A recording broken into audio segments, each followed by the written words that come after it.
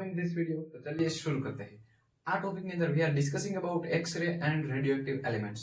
First of all, first point is વિલ્હેમ રોન્ટજન નામના scientist હતા 1895 ની અંદર એને એક્સપેરિમેન્ટ ની અંદર એવું જોયું હતું તો એવું આપણને દર્શાવ્યું, એવું આપણને કીધું કે કેથોડ કિરણ નળીની અંદર જે કોઈ પણ પદાર્થ રહેલો હોય, આ જે નળી છે ને કેથોડ કિરણ નળી કહેવાય. આની અંદર કોઈ પણ ગેસ પાર્ટિકલ્સ રાખવામાં આવે, અહીંયા કેથોડ અને એનોડ એવી રીતે બે ધ્રુવ આપવામાં આવે, બરાબર, અને એની અંદરથી જ્યારે ઇલેક્ટ્રિક કરંટ પાસ કરવામાં આવે ત્યારે આપણને કંઈક વસ્તુ જોવા મળતી હતી. ત્યારે તેને મીન્સ કે વિલ્હેમ રોન્ટજન નામના જે સાયન્ટિસ્ટ હતા એણે એવું કીધું કે કેથોડ કિરણ નળીની અંદર જે ગેસ પાર્ટિકલ્સ હોય એની સાથે જ્યારે આ ઇલેક્ટ્રિક કરંટ પાસ કરે ત્યારે જે કિરણો અથડાય છે, બરાબર, અને બહારની સાઈડ રાખેલો અહીંયા જે આ પડદો તમને દેખાય છે, બરાબર, એ ફ્લોરોસન્ટ મટીરિયલનો પડદો બનેલો હોય છે. તો એ કિરણો જે છે ફ્લોરોસન્ટ મટીરિયલ ઉપર એક્ટિવિટી આપે છે. કોણ? તો કે કેથોડ કિરણ નળી અંદર જે ગેસ પાર્ટિકલ સાથે જે કિરણો અથડાણા એ કિરણો ફ્લોરોસન્ટ મટીરિયલ ઉપર એક્ટિવિટી આપે છે. તો ત્યારે જે આ સાયન્ટિસ્ટ છે અને આ જે કિરણો બનતા હતા, જે કિરણો એક્ટિવિટી આપતા હતા, એના કોઈ પણ પ્રકારના નેચરની કે કોઈ પણ પ્રકારના સ્વભાવની ખબર હતી નહીં. તો એટલા માટે એણે આ કિરણોને શું નામ આપ્યું? એક્સરે કિરણો નામ આપી દીધું. ખબર પડી હવે કે એક્સરે કિરણો કેવી રીતે આપ્યા છે, કોણે આપ્યા અને કેવી રીતે આપણને જોવા મળ્યા, બરાબર. હવે ઇલેક્ટ્રોન છે ધાતુ એનોડ તરફ, ધાતુ એનોડ જે છે એની સાથે અથડાય છે. અહીંયા કેથોડ છે, અહીંયા એનોડ છે. આ કેથોડમાંથી જે ઇલેક્ટ્રોન નીકળશે આ એનોડ જે છે, ધાતુ કેમ કીધું તો કે આ જે પ્લેટ બનેલી હોય, બરાબર, કેથોડ અને એનોડની, ઈ મેટલમાંથી બનેલી હોય એટલા માટે ધાતુ કીધું. એટલે ઇલેક્ટ્રોન છે ધાતુ એનોડ ઉપર સાથે જ્યારે ધાતુ એનોડ સાથે જ્યારે અથડાય છે ત્યારે એક્સ-રે કિરણો ઇમિટ કરે છે. ક્લિયર આટલી વસ્તુ? એના પછીનો ટોપિક છે કે ઇલેક્ટ્રિક અને મેગ્નેટિક ફિલ્ડ ડોન્ટ ડિસ્ટર્બ. એવું કહેવા માંગે છે કે આની અંદરથી જે એક્સ-રે કિરણો નીકળે છે, આ જે એક્સ-રે કિરણો જે નીકળ્યા, બરાબર, એની ઉપર કોઈ પણ પ્રકારની ઇલેક્ટ્રિક કે કોઈ પણ પ્રકારની મેગ્નેટિક ફિલ્ડની અસર થતી નથી. એટલે કે કોઈ પણ ફિલ્ડ આ કિરણોને ડિસ્ટર્બ કરી શકતી નથી, કારણ કે કેવા કિરણો છે? એક્સ-રે કિરણો છે, એવું જાણવા મળ્યું ધીમે ધીમે, બરાબર. પરંતુ એની જે પેનિટ્રેટિંગ પાવર જે છે એ વધારે હતી, એટલે કે ભેદન ક્ષમતા.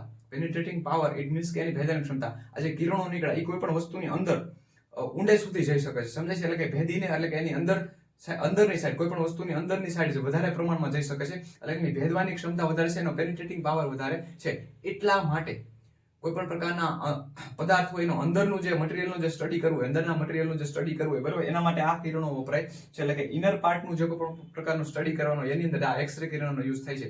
એક્સ-રે આપણે જનરલી હોસ્પિટલની અંદર તમે જોતા હોય કે હાડકાનો જે છે એક્સ-રે નીકળતો હોય, બરાબર, અથવા અલગ અલગ બોડી પાર્ટના એક્સ-રે નીકળતા હોય. તો કોઈ પણ પ્રકારના, એટલે આપણે એક્ઝામ્પલ તરીકે બોડી લઈએ તો બોડીના અંદરના પાર્ટના જે સ્ટડી કરવું છે, જોવું છે કંઈક થયું છે કે એની અંદર શું ફેરફાર થયો છે, બરાબર, એના માટે એક્સ-રે કિરણોનો યુઝ કરવામાં આવે છે. ચલો પછી, તો કે આ કિરણોની તરંગ લંબાઈ near about 0.1 nanometre, near about 0.1 nanometre હોય છે. અને આ તરંગો છે એ અમુક ફીચર્સ ધરાવે છે, જેવા કે ઇલેક્ટ્રોમેગ્નેટિક ફીચર્સ પણ ધરાવે છે. આ ટોપિક આપણે જોયો છે એની ઉપર હતો, તો કે એક્સ-રે કિરણો ઉપર હતો.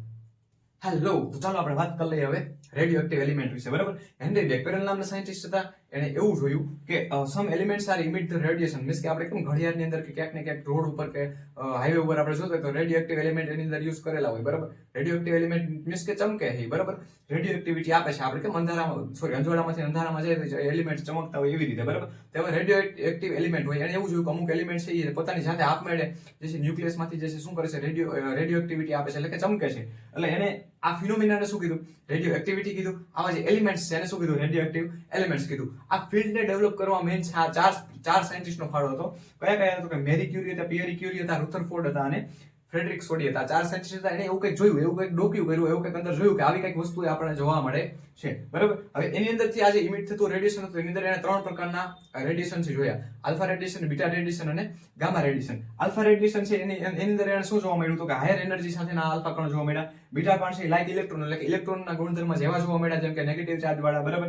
ગામા કિરણો છે લાઇક એક્સ-રે જેવા જોવા મળ્યા, કે જેની ભેદન ક્ષમતા વધારે હોય, હાયર ફ્રીક્વન્સી વાળા હોય, એટલે કે એની આવૃત્તિ વધારે હોય અને ન્યુટ્રલ હોય, મીન્સ કે કોઈ પણ ચાર્જ વગરના હોય. અને એક પોઈન્ટ એવું કહે છે કે don't have any particle, means કે આ ગામા કિરણની અંદર કોઈ પણ પ્રકારના કણ જોવા મળતા નહોતા. ચલો પછી, તો કે પેનિટ્રેટિંગ પાવર ઇટ મીન્સ કે એની ભેદન ક્ષમતા, બરાબર. તો કે બીટા કણની જે ભેદન ક્ષમતા છે આલ્ફા કણ કરતા કેવી હતી? 100 ગણી વધારે હતી. જ્યારે ગામા કણની જે ભેદન ક્ષમતા છે એ આલ્ફા કણ કરતા કેટલી હતી? 1000 ટાઈમ મોર જોવા મળતી હતી. આઈ હોપ કે આટલી બધી વસ્તુ તમને સરળતાથી ઇઝીલી ક્લિયર થઈ ગઈ છે. આવાના વિડીયો જોવા માટે અમારી ચેનલને લાઈક કરો, સબસ્ક્રાઇબ કરો અને કમેન્ટ કરો. Thank you.